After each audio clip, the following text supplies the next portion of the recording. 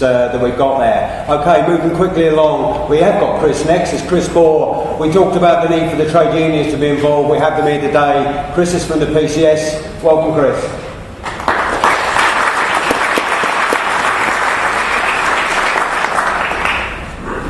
Well, thanks, Roger. Brothers and sisters, great pleasure to be able to bring the support and solidarity of PCS to this very important event.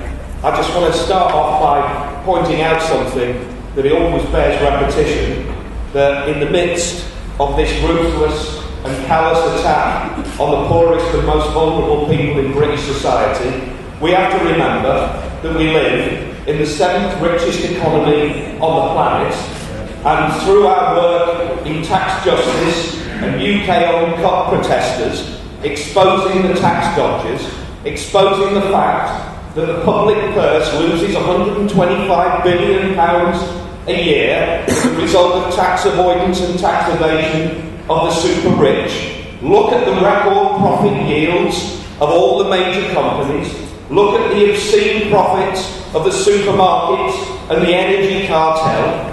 Look at the fact that since the crash, the 1,000 richest people in Britain today have seen their wealth, their already monumental wealth, increase by £180 billion, which is enough to pay off the entire UK budget deficit, and that super rich to still pocket 40 to 50 billion pounds themselves.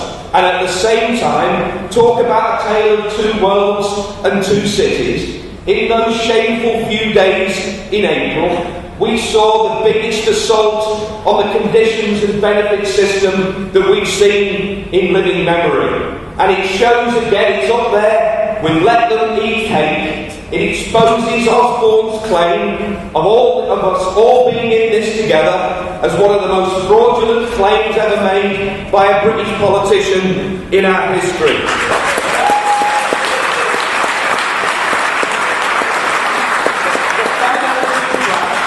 Caused by capitalism, a free market capitalism, the greed and speculation of the bankers and the financial institutions, the bailout to the very same people, the deficit that creates becomes the pretext for the biggest assault on working class conditions, an attack on the poorest and vulnerable in our society, an attempt to complete the unfinished work of Thatcher and Blair. Now, PCS members are fighting back because we, like all public sector workers, are facing the biggest attack on our paid jobs and conditions we've ever seen. We're engaged in national action, walkouts, a rolling programme of action across all of the groups, and we will continue, as any self-respecting union has to do in the current climate, to fight tenaciously to defend the future livelihoods of our members. But I just want to say, we've learned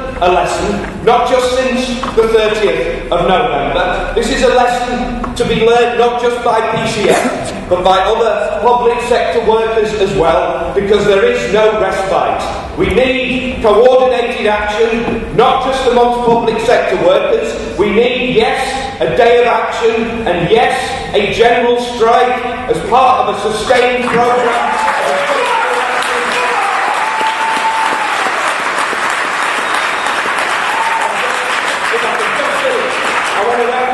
Remarks of Roger and John McDonnell, because amidst all of the terrible eulogies to Thatcher, there's one important observation missed out in most of the media coverage, and that is that Thatcher wasn't defeated by some in-house coup of Tory MPs.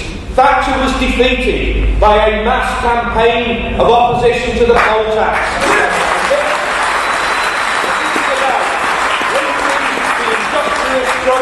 To the direct action, the community protests and the mass movement we need to defend the poorest and vulnerable, to challenge this government, and yes, to pose the question, we believe here, another world really is possible. Thanks very much for listening.